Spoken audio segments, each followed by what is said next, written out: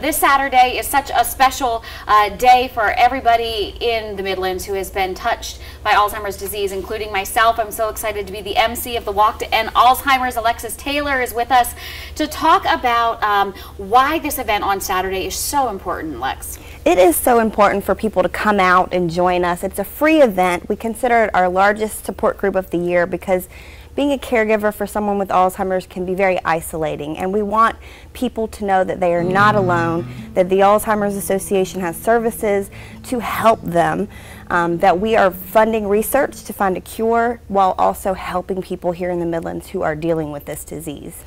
We were just looking at some awesome video from last year's event, and I saw these flowers in the video, and these flowers have a very special meaning, and what I love is they're conversation starters. So I've lost somebody in my family to Alzheimer's disease, so what color flower will I have? So you will hold purple on Walk Day. And then we have blue means that you have dementia, yellow means that you're a caregiver, and then orange means you're an advocate to see an end to this disease. And so we have a special ceremony where everyone's holding their flower showing why they are at the Walk to End Alzheimer's. You know, with volunteering with you guys, I've learned so much about the disease. Two things I've learned that were astonishing. One, South Carolina has the highest death rate.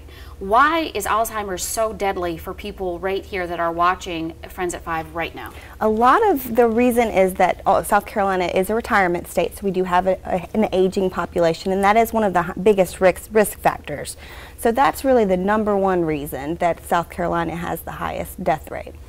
And the other thing I learned is that that the Alzheimer's Association is 3rd in the world to fund research. 3rd in the world, and you are only behind, this is fascinating, the United States and China. Exactly. So it's so important. Talk about some of the clinical studies that are going on now. It is so important.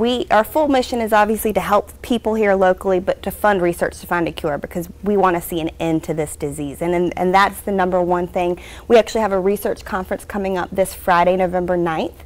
And it is free for anyone to come and learn about the clinical trials that are going on right here in South Carolina and all of the research trials that you can be involved in, all of the breaking news on the research front. There's so many things that are going on that are hopefully going to help us find a treatment and a cure. So if you have Alzheimer's in your family, or if you have a parent that might be showing the beginning signs of dementia, this conference is going to be a good conference. Absolutely. You want to learn more about the research. There are so many different trials going on right now. All right, one thing that we can do on Saturday is walk together but make donations. So please come out and join me and Alexis and hundreds of friends and family members for the 2018 Walk to End Alzheimer's. It's this Saturday at Spirit Communications Park. You want to be there at 9 o'clock. And this is not a race, y'all, so you don't need to come in your running shoes with your sweatbands on.